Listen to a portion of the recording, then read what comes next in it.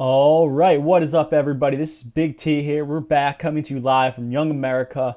So today, sure you can tell, I'm going to be talking about Elizabeth Warren. Specifically, I'm going to be talking about why I don't particularly trust her, and of course, why you should vote for Andrew Yang over Elizabeth Warren. I'm not even really be focusing on Andrew Yang's policies. I'm going to be focusing on the problems I have with Elizabeth Warren and why I don't think she'd be a good Democratic nominee. Now, whenever I make these videos, saying why, criticizing these Democratic candidates or saying why Andrew Yang is better than them, I do just want to clarify a little that, that does not mean that these people are necessarily terrible people. And I certainly would vote for any Democratic nominee over Donald Trump in the next election. That said, there are serious flaws with a lot of these candidates, and I do want to call it out for what it is because this is the primary, and the primaries are the time to do this. And Andrew Yang, I feel like, has not done enough on his own of personally attacking these candidates. When I say personally attacking, I mean attacking them in their policies, and attacking them with reasonable things that are going to make them not particularly trustworthy. All right, without further ado, let's get this shit going. They took permanent vacation in hell, if you know what I mean. Wow, I must have been away too long because my feelings are bad. Oh, word, they put the hit out on me, give them hell. They wanna threaten my well-being, give them hell. Tell Satan throw some heat rocks up for the world's most hottest rapper spitting flames like a volcano, yeah. All right, so now that I was nice in the intro, I'm going to be a little mean here, just warning you. So if you're a big Liz Warren stan, I'm going to be a little mean here. But I think it's deserved. And I'm going to start by making this point. I really think Elizabeth Warren would be one of the worst candidates in a general election to beat Trump.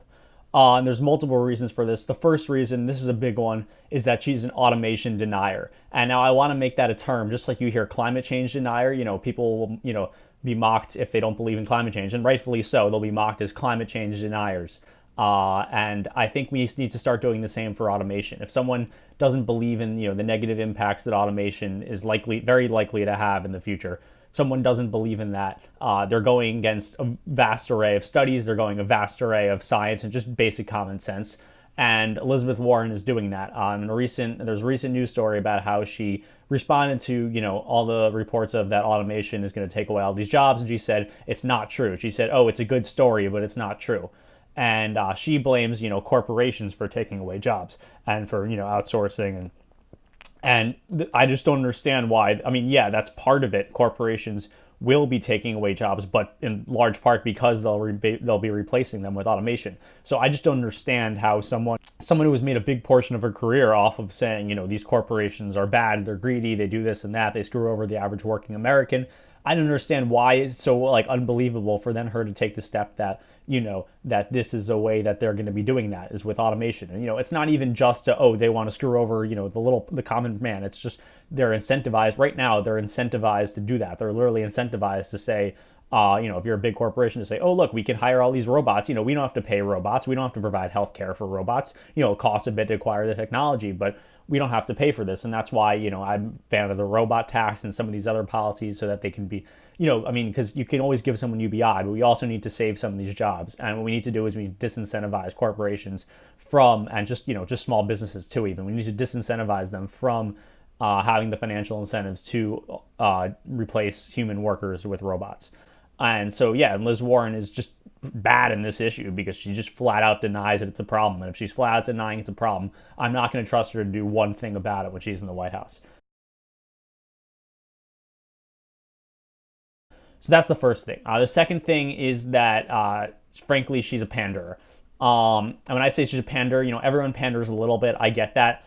But she is really bad. And in the sense that, and when I say she's really bad, she does it in a way that contradicts her general message. So Liz Warren when she was running for president in January of this past year, she made a video. And in her introductory video, she was basically saying how she was talking about how things have gotten really bad right now. And that's all because of corporations and corporate influence, money in politics, using money and power to divide people. And she said in that nothing else matters. Everything is a distraction created by the corporations. And that's an interesting take to make. I think there's definitely some truth to that. I also think it's a little bit odd to just say, everything else is a distraction. Is civil rights a distraction? Rights for, gay people and minorities and women, is that, just a distraction, or is that like an actual issue that is, doesn't just relate to money in politics? But I get what she's saying, and I get the point there, and I get the message that she's trying to say. However, she clearly doesn't really believe that, because when you say, oh, everything else is just a distraction, if she really thought that, right now she's really happy to get in on the distractions, if you can't tell. She'll say how, on one hand, she'll say, oh, Trump is dividing people. And then the other hand, and don't listen to Trump, he's just trying to divide people. And then when, Trump calls her Pocahontas, she goes out in there and gets a DNA test, a ridiculous DNA test. And, that's definitely a factor of something that makes her untrustworthy. It's not even that I really care that, that, oh, she put Native American on, some of her, documents 20 years ago. It's not that I really care about that. It's just the way that that whole thing, the way that you did that, that's an incredible amount of virtue signaling it takes to do that. It takes an incredible amount of pandering to literally take a DNA test, not only to take the DNA test, but then to make this, sappy video because she showed that she's 1024th Native American, so she can, stick it to Trump. That's just bullshit. I'm sorry. Like, I don't know what she thought she was doing. Like, I don't even know why she thought that was a good idea in the first place. People hate that stuff, and, no one should be more offended more than Native Americans. As you probably can tell, I'm not a Native American. If I were a Native American, I'd be pretty pissed off. Just a brief tangent on that is, Marianne Williamson also seems to be doing a lot of this sort of pandering. And, she said that, her way that she'd pay back Native Americans is by, removing the painting of Andrew Jackson in the White House. And now, look, I'm definitely not a fan of Andrew Jackson. He did a lot of very bad things for Native Americans. But, I think Native Americans have a lot more pressing problems right now than the fact that there's a picture of Andrew Jackson in the White House. The average Native American is, especially the ones that live in reservations, they're very poor. There's all these kinds of alcohol and drug abuse issues. There's much higher unemployment than the rest of the country, and lots of crime. And they have a lot more pressing problems than saying, oh, let's get this Andrew Jackson painting out the White House. But, I'm digressing here, so let me get back to the point. All right, so the next point is that Liz Warren's foreign policy is not very good. She tends to seem a little bit uninformed. It's not her big issue, but, she's not like a Dick Cheney or, even Hillary Clinton, but she does seem to be, she was definitely heavily pushing Russia, the Russian narrative, the Russian collusion, and, the idea that, Russia is trying to conquer the world. Again, I'm not a fan of Russia, but I think we can all tell that that whole thing was, the very least, overblown. And I do wonder what it would look like, what her foreign policy would look like when she's in president. Would she be just focused on the domestic agenda and kind of leave up foreign policy to all the, the advisors and, the military hawks and the military industrial complex? I think it's definitely possible. And someone like Tulsi Gabbard, she's made her big issue foreign policy, and then also connected that back to domestic policy by saying instead of spending all this money in war, we should be spending it on domestic policy. And Liz Warren, she seems to be, okay, we're going to spend this money in domestic policy. And foreign policy, she kind of just takes the general line from, the establishment Democrats and say, yeah, we're going to do this. And, I'm not saying it couldn't be worse, but she seems, a bit too heavy on the war stuff and the pro-interventionism. And if that's still the case, she's going to have, if we're spending a lot of money on foreign intervention, regime change, stuff like that, we're also going to have less money to try to fund the domestic agenda that she wants and that progressives want.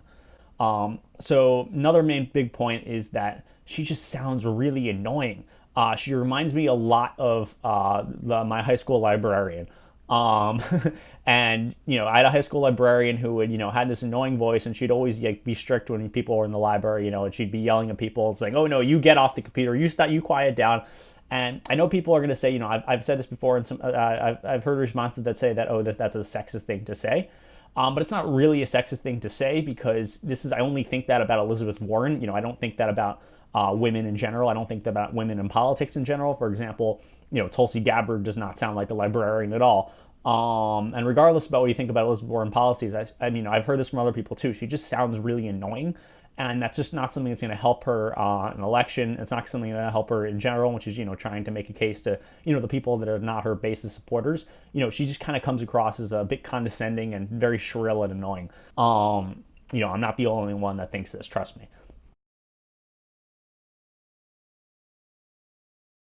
So my final point is that I don't think that she's much of a unifier. I don't think that she is someone that's going to pull ex-Trump supporters and ex-conservatives. When I say, Trump supporters, conservatives. It's not just like, I'm not expecting any Democratic candidate to poll the people that are super conservative. But what I am expecting them to do, as Andrew Yang has done, is try to tap into the base of, people that are, because there were a fair amount of, moderates and even liberals, former Democrats who voted for Trump in the 2016 election because of, what they thought he was going to do with his economic policy. And I definitely trust Andrew Yang because he's already done a lot of that. I trust Yang to do that. I trust Bernie to do that to a certain extent. And Elizabeth Warren, I just don't really trust to do that because I think people see Elizabeth Warren as, this liberal pandering senator from Massachusetts, and was a bit condescending. She also, refused to do a Fox News town hall, refused to try to reach out to the people on Fox News. And I think she'd be the type of person that, might be condescending to these people, might be, too condescending to these people. And at least that's how these voters would see her as, even, the people that are more liberal economically and are more liberal socially, but, voted for Trump because, they thought he was going to bring all these great jobs back. And, even if they might like some stuff in her platform, I don't think that she's this unifying candidate with all these big futuristic ideas and solutions in the sense that Andrew Yang is. I think, I'm not saying we could do a lot worse than Elizabeth Warren. I'm not saying that, but I don't think that she'd be the best candidate when it comes to beating Donald Trump. And I think some of the polls are showing that as well. And I don't think that, she'd be the best president either, because I don't think she knows what she's doing when it comes to tackling automation. I mean, she denies it's a problem, and even, which is a pretty big deal. I don't think she totally know what it's doing when it comes to foreign policy. And I just don't think she totally know what it's doing when it comes to, uniting the culture, because we have this huge cultural divide and it's a serious issue. I don't think she'd be the person that would be best at uniting the American people, as much as possible under this, big idea of, futuristic solutions and all this stuff. And I just don't trust Elizabeth Warren to get that done. Feel free to disagree, like or subscribe, leave an angry comment if you want to. This is Big T from Young America. Have a great day. Signing out.